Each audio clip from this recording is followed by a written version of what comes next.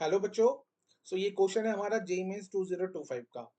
Question में आपसे पूछा गया है how many different stereo isomer are possible for the given molecule. इस मॉलिक्यूल के अंदर कितने हमारे स्टीरियो आइसोमर होंगे। तो आइए जरा कॉन्सेप्ट को सीखेंगे हम। बेटा देखो, जो आपका स्टीरियो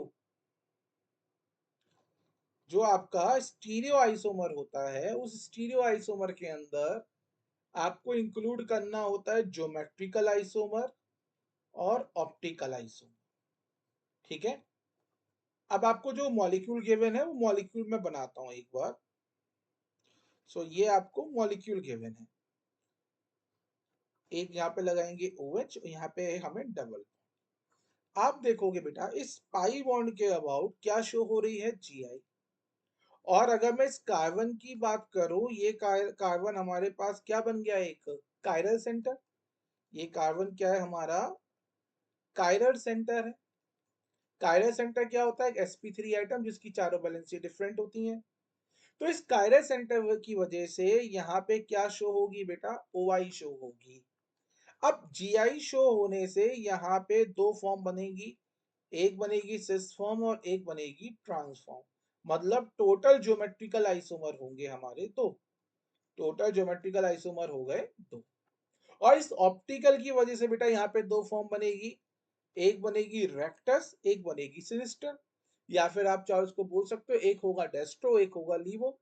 मतलब एक फॉर्म कंपाउंड की प्लेन पोलराइज्ड लाइट को क्लॉकवाइज रोटेट करेगी और दूसरी फॉर्म PPL को एंटी क्लॉकवाइज रोटेट करेगी। तो इसका मतलब यहाँ पे जो टोटल ऑप्टिकल आइसोमर होंगे वो कितने हो गए, दो। इसका मतलब ऑप्टिकल आइसोमर भी दो हैं, ज्योमेट्रिकल आइसोमर भी दो हैं। तो बेटा हमारे टोटल स्टीरियो आइसोमर कितने हो गए यहाँ पर इस क्वेश्चन में, चार। अब मैं आपको चार वो बना के दिखा रहा हूं, है ना। सबसे पहले आप क्या करो, आप अपना इस मॉलिक्यूल का सिस फॉर्म और ट्रांसफॉर्म बना लो। कौन कौन से फॉर्म बनाने हैं आपको, सिस फॉर्म और ट्रांसफॉर्म। ठीक है, देखिए जरा मैं इसके बना देता हूं। आपको मॉलिक्यूल गिवन है, ये आपको मॉलिक्यूल गिवन है।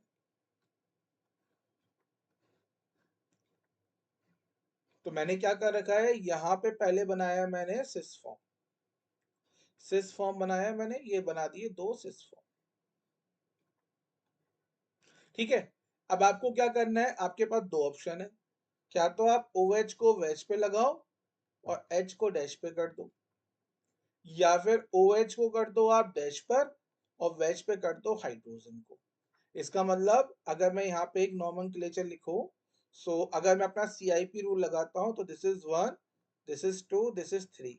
और फोर्थ बैलेंसी कहां पर है मेरी, फोर्थ बैलेंसी चलेगी मेरी डैश पर। वन से टू गए, टू से थ्री गए, क्लॉकवाइज रोटेट कर रहे हैं, तो ये मेरे पास R फॉर्म है। तो आप चाहो तो आप इसका नाम क्या लिख सकते हो बेटा। अब मैं देखिए थोड़ा और एडवांस पे जा रहा हूँ, 1 2 3 4 5। तो अब आप इसका नाम क्या लिख सकते हो, आप इसका नाम लिख सकते हो cis pent three ene three ene two R ol, two R ol. क्योंकि टू पे आपने क्या बना रखा है, इस समय R फॉर्म बना रखी है। अगेन यहाँ पे देखो जो मैंने यहाँ पे सिखाया, अगेन CIP रूल लगाऊंगा। 1 2 3 CIP रूल के अंदर बेटा आपको पता है आपको क्या करनी होती है, नंबरिंग करनी होती है। जिसका एटॉमिक नंबर ज्यादा आप उसको नंबर प्रेफरेंस दोगे। अब यहाँ पे CIP के अंदर एक रूल होता है क्या, अगर फोर्थ बैलेंसी आपकी कहाँ पे आ गई, फोर्थ बैलेंसी आपकी आ गई वेज पर, तो इसको हम बोलते हैं CIP का गोल्डन रूल। आपको क्या करना है, आपको कुछ नहीं करना। जैसे 1 से 2 जाना है, 2 से 3 जाना है, तो क्लॉकवाइज गए, होना चाहिए R, क्योंकि फोर्थ बैलेंसी कहाँ पर है, वेज पर। तो ये कहता है अगर फोर्थ बैलेंसी वेज पर है तो आप अपना अपोजिट आंसर दो। कैसा आंसर देना है आपको, अपोजिट आंसर देना है। इसका मतलब होना चाहिए R, पर ये होगा क्या, S। तो अब इस फॉर्म का नाम क्या हो जाएगा, इस फॉर्म का नाम हो जाएगा बेटा cis pent three ene two S ol. देखो ये पूरी इंफॉर्मेशन दे रहा है कि थर्ड वाले कार्बन पे एक GI शो हो रही है जो कि सिस फॉर्म पर है, और सेकंड वाले कार्बन पे एक OI शो हो रही है जो कि S फॉर्म पर है ना। तो आपको ये दोनों फॉर्म क्लियर हो गए। अब मैं सेम को बना के दिखाता हूँ इसके ट्रांसफॉर्म। अब हम क्या बनाएंगे, अब हम बनाएंगे इसके ट्रांसफॉर्म। तो सबसे पहले ट्रांसफॉर्म के लिए आपको ये करना है 1 2 3 4। अगेन देखिए मैंने ये बना दिया ट्रांसफॉर्म, और एक और ट्रांसफॉर्म बनाई मैंने।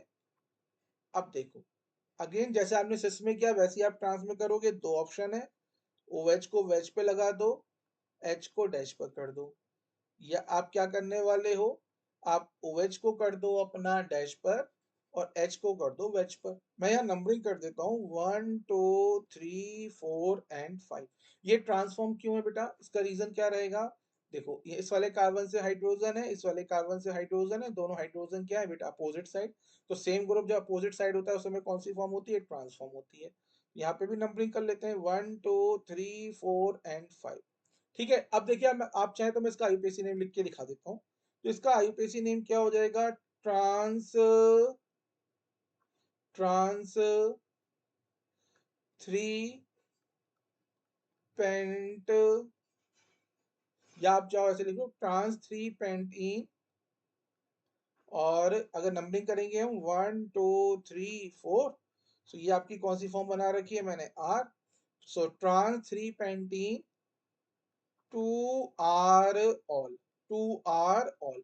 और इसका नाम हो जाएगा trans three pentene, three pentene two S ol. जब यहाँ नंबरिंग करोगे ना 1 2 3 एंड 4, अगेन फोर बैलेंसी कहाँ पे चली गई, फोर बैलेंसी चली गई इस बार वेज पर। तो सीआईपी का गोल्डन रूल लगाना है और आंसर क्या देना है, अपोजिट देना है।